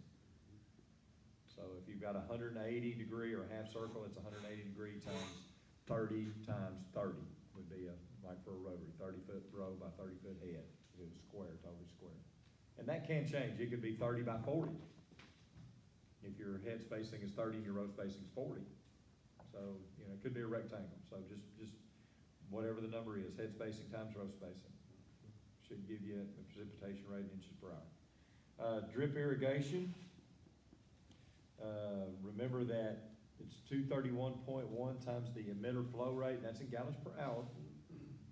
And it may be 0.9, 0.6, whatever, but it's gallons per hour, divided by the emitter spacing, and that's in inches times the row spacing in inches. And that'll give you for drip. Okay, so be aware of those three. I think those are the main ones you'll see on the precipitation rates. Like I said, write them down when you get in there. That way you don't have to worry about trying to remember them unless you've just got a real solid memory and can go an hour or two into a test and pull it out of thin air. Keep in mind though, it may be as you're working through, you write these down, you're working through and you see the formula, based on the total area method, precipitation rate of not be worth going back to check because it may show up in the general industry knowledge section as in the form of a question or something. Check yourself there. If they give it to you in the question, it's more than likely right. You get to test all at one time? No, you get 4 sections all at one time. No, you get 4 sections each. You'll finish one, take it, turn it in, and get another. I don't know if they do it in a certain order. Okay. I don't know if you can choose. Shoot. You have to pass each section? Yes. Eventually, yes. Now, if you pass 2 of the 4, you can go back and just take the 2 over. So you don't have to pass it all at one time. You can do it in a couple of trips. Probably- I think it should be It's starting- discounted at that point. This thing's starting It's to the get real A&M expensive. system. They're not You discounting should pay a squat. percentage of it. Yeah, it should be. You're only taking 50% of the test. That's, I agree with that. Talk to your daddy. He's an Aggie. Oh, I know, I can't stand it. I know. Good for nuts, it's cold. It is. Remember, slope is rise over run, so if they give you questions based on elevation rise from one point to the other, rise is that elevation, run is the distance. And that's, you would measure that with your scale. Okay? Elevation, remember, it's rise or fall times 0.433. If you've got a gain in elevation, you're gonna lose pressure. If you've got a loss in elevation, you're gonna gain pressure. Is that slope equals rise over divided by run? The formula for slope is rise over run. Right. Okay. Yeah. sorry, I just, you know, I'm trying to do this in a Word document, it wasn't easy. Oh, I am not critiquing you whatsoever, Yes, you are. I as see. far as you know. The hydraulic worksheet is on the back page. Remember, size, length, gallons per minute loss per 100, actual loss. Mhm, Not all things will need a loss per 100, that's only for pipe. mhm. Okay, so don't lock up and think you gotta put something in there. If it's meter, it's just the loss for that item. If it's the valve, it's the loss for that item. Okay, so size, length, gallons per minute, especially on the top part of the section when you're working, if they give it to you for head A, as you're working back, it's each individual size pieces of pipe, there may be several. So, most direct route from the point in question back to the valve. That gets you through the section, gets you to the valve, and you got the valve, which is how many gallons per minute, the size is all you need to find the loss for that item. That's why I got the little dots there, you don't need length and you don't need loss per 100. Mainline pipe. There may be a couple of sections of that, depending on what's on the back side of the backflow. They may put it in there as copper, like the one he did here, where it had copper, had the meter and had copper on both sides of the meter. Okay, that's fine. Just pay attention to what it is. If it's PVC, write it up as PVC. If it's the same size as the main line coming into the meter, you can add the two together. The gallons, it should be the same. Okay, you've got the backflow device, all you need is size and gallons there, maybe some more mainline pipe. Just be aware that even if it's only 5 foot, there's still a loss there. You got the meter and then the pipe, which would be the service line. So those are the things that come into calculating the total loss. Now remember, when you're doing that hydraulic calculation, you've got to do the total loss. In order to get to the actual head pressure and design pressure, you have to come up with the total loss. So when you see one of those big SOBs and you know that it's that 30-minute process that you're fixing to do, go ahead and know that you're gonna calculate the total loss, come up with it, and then, okay, what are they asking for? Actual head pressure? Definitions right there. Static minus total loss. And remember, static will be given to you. They have to give it to you in order to complete the question. If you do design is total loss plus required head pressure. So know those definitions, and I'd say write them down. And you know, when you get in there, write those two things down, because there will be other questions based on those, other than, I think you'll have 3 of them where you'll need that right there. That's 30 points. There may be 4 of them. There's 4 of them, you got to at least get one right to have a Chinaman's chance. And pass it. You know, they got pretty good luck.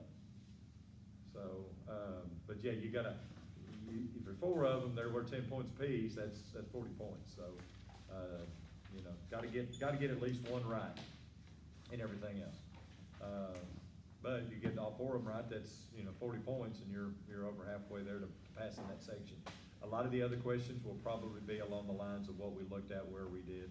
What's the gallons per minute, you know, flow through what's the pressure loss in the main line from the double check to the valve, you know, little things like that. What's the velocity of 1-inch pipe, 24 gallons per minute? Things you've gotta you gotta manipulate the charts and look at it, find an answer. So, and those will probably be 2-point questions.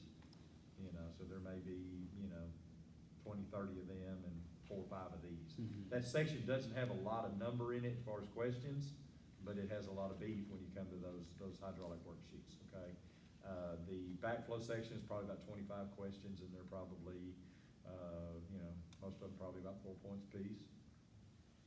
You know, so, and they'll all be based on definitions, which device works well in what situation, so be aware of that. The description of the device, or the definition of the device. You know, they'll give you the description of it, give you the 4 devices, then ask you which one it is. 2 independently acting check valves surrounded with 2 shut-off valves, 4 test cocks, you know, provided for testing. Describes a double check. The difference being with that and an RP, and RP has the differential pressure relief valve. That's the way you'll identify those, and they'll ask you some questions. There's 4 or 5 like that, you know. They'll talk about an air gap. What's the proper definition of an air gap? So things like that you'll need to know for the backflow. There may be a couple of questions that deal with the situational on the, like PVB. You know, if you've got a, property and, the homeowner, you know, they put in a PVB, the, highest head is, 18 inches above where the PVB sits, how high does the PVB have to be? Well, if you know a PVB has to be how many inches above the highest downstream head? 12? Well, if you got a head that's 18 inches, you're gonna be at 30 inches with the PVB in the front yard, okay? So they may have a couple of them like that. All right, the general industry knowledge, that's just the product, laws, information about, the rules, regulations, stuff like that. And then, the design, that's gonna be the stuff like where you take the design's gonna have probably the distribution uniformity. It'll probably have the precipitation rate type stuff like that in it. It'll have, questions a lot, like when we did that, layout, where you have to measure off and make sure, you know, just remember when you're doing that, get your points. You know, if they tell you to take out, you know, scratch paper and start from scratch, we'll go in the middle of it and set your house out. I mean, if you know that you got, 80 foot across the front, you got 3,200 square foot, then the side's gonna be, so get oriented, get the house in there, and then just check it, length times width, okay, I've got 45 times 80, okay, I've got 3,200 square feet, good, I'm there. Okay, I've got my house, and then start measuring off the corner. You know, north is up here, or whatever they tell you, off this corner, you know, measure 45 feet, off 30, you know, get the points in there, and then straight line. Just draw it from end to end, don't worry about connecting the dot. Just run through the dots on each side. Let the corners show up where they may. That's gonna be where the property's at. Then do your measurements. Remember, if you're taking, you know, what's the irrigated area to be watered? Well, you're not watering the house, so if you got 3,200 square foot of the house, and you got 500 foot of driveway, you're gonna subtract 3,700 feet from whatever your total area is. Okay? So those kind of things will come into that design section. Has to do with design, but you're not actually having to design.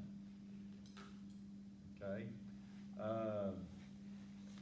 I've got another hydraulic deal that I can give you. I'll give you the answers, so if you wanna work through between now and Thursday, it just gives you some extra practice. It's similar to one we had before, it's that small one, but it does, I did change the questions to protect the innocent.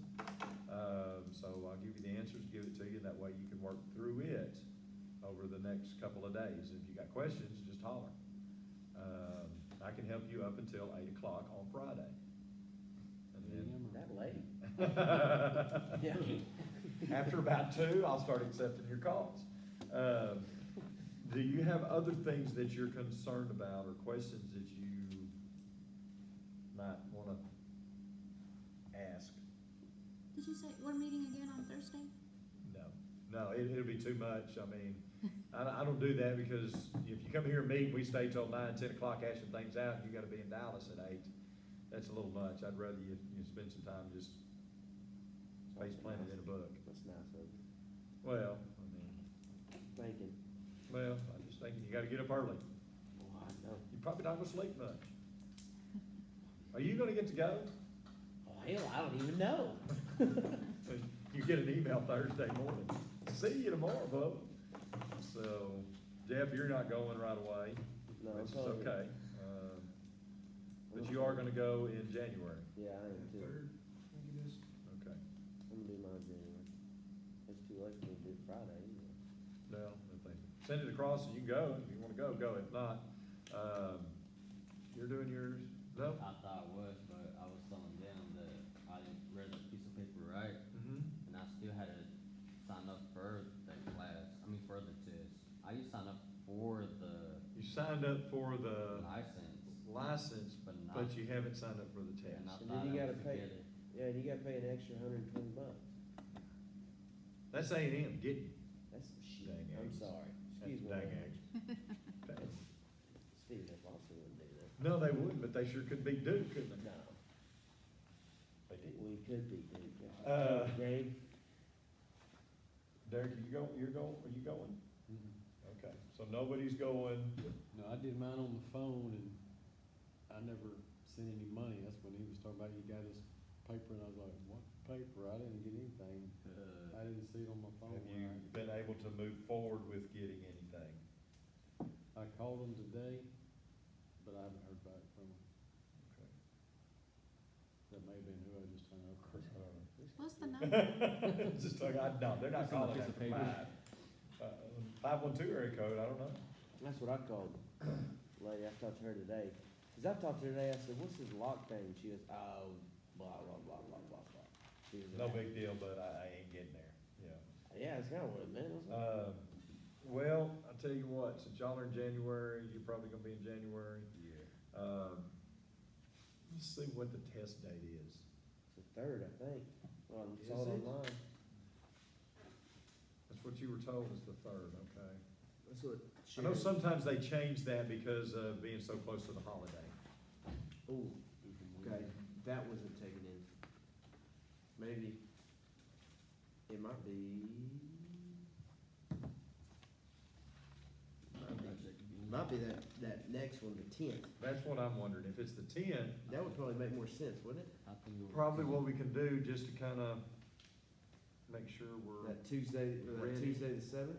we could probably get together, if nothing else, maybe even at the office for just, a little bit to go over some stuff, but, let me give you that hydraulic so you can at least stay fresh with some of them, cause I know the holidays are they're just gonna, They are gonna take off the size of the pipe, cause that's what they did on this one this time. You gotta actually figure out I believe most of the stuff, they're gonna give you pipe sizes on it. okay, so we'll have to. Yeah, there may be some where you actually have to size it, but I don't think it's gonna be on the hydraulics. I think the hydraulics is all gonna be the same, Okay. so that our numbers come out as close as possible as the same. On that one, And just remember, when they give you the answers to it, it comes out as a, kind of a little bit of a range, from what I've been told. I don't think they expect you to be like this, 10.49, I think they give it to you as a range. Okay, this is the review. I don't know about Chris, he said, saw him this morning, he said he's gonna be here. Works for Land Vision. He was at a funeral last week, said, so. Well, we met Monday, Tuesday, and On funeral. I think it was Tuesday, so. It was a morning. What do they call that, a wake? Mm-hmm.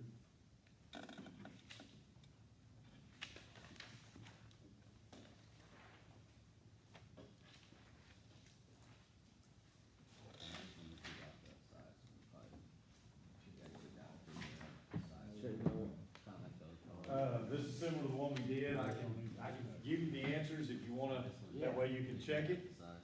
Yeah. okay?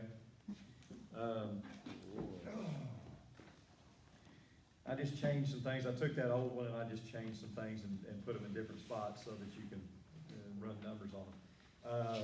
Question one, I had 24 gallons per minute.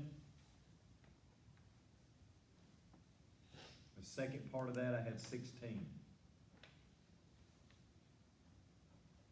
Is that like the answer? Mhm. There's two parts to question one. It asks for the gallons flowing through a certain piece of pipe, and then it asks for another piece of pipe in the same section.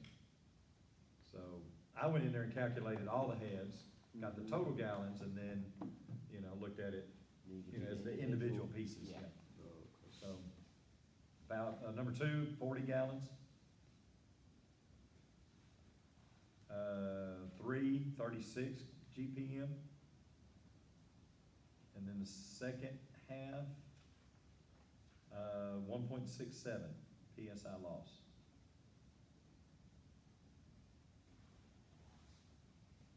Because 3 established how many gallons was running through the section, and then it asked the question, what's the pressure loss in the main line between the double check and the valve? So, 2 parts. 4, The first part, how many gallons would it require? 39. And then the second part, based on that gallons per minute, what is the loss in the valve? 7.2 PSI.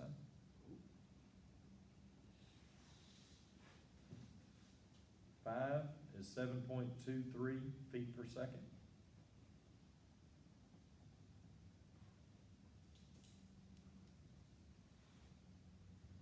Six, 2.9 PSI loss.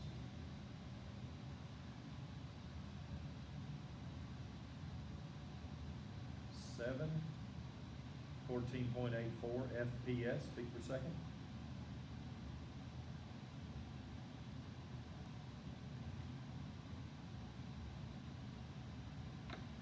Okay, 8, 9, and 10 are the longer ones where you'll do the pressure loss, for the whole thing. You look at head D for number 8, actual head pressure should be 30.82. 8.2? 30.82.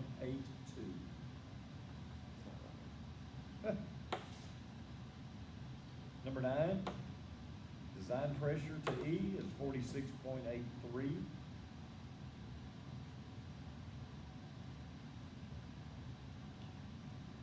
So we call you at 7:59, talk for 45 minutes? When? Test day? No. You said you answer calls, no past 8 o'clock. I'll call you at No, 7:59. that's on test day. Oh. I'll answer calls up, because I thought some of y'all were going Friday, I'd answer calls up to 7:59 on Friday morning, but, can't be calling me during the test. 10, ask for design and actual to head F.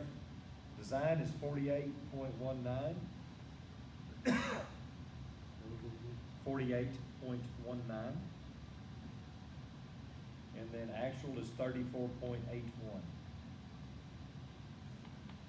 So work through them, it doesn't do you any good to have the answers.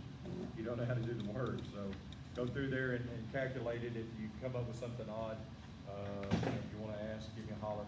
I would say, we know you're probably going, if that's the case, check the date for me, and just let me know if it is the 3rd or the 10th. If it's the 10th, we'll meet that week. 3rd may be a little difficult because the holidays, but. I don't see it being on the 3rd. I don't either. I think that'd probably be a little much. Those little guys aren't gonna wanna get into their holiday, Oh, no. those little proctors. So, just let me know, and if it's that week of the 10th, then we'll meet like, the 6th or the 7th or something, okay? Get y'all ready to go. Hey, I enjoyed it. You're a hell of a teacher, Larry. The proof's in the pudding. You gotta pass to make me believe it. Take it first.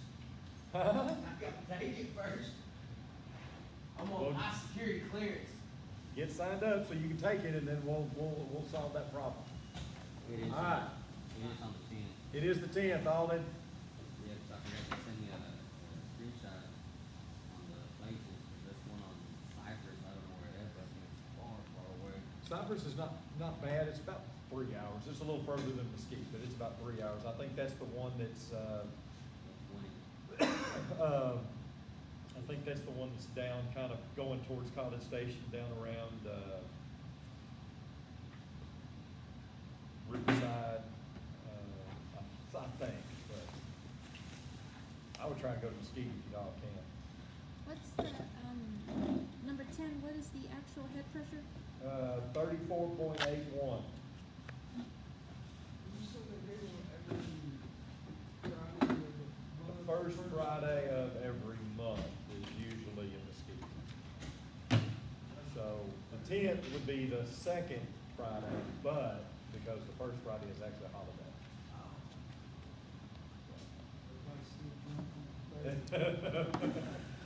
Yeah, it'd probably be like giving the test in Austin where we go 6th Street the night before. It ain't good. So, all right, well, stay in touch and we'll get a little more time on task just to make sure you got questions or worried about something, write it down, bring it with you.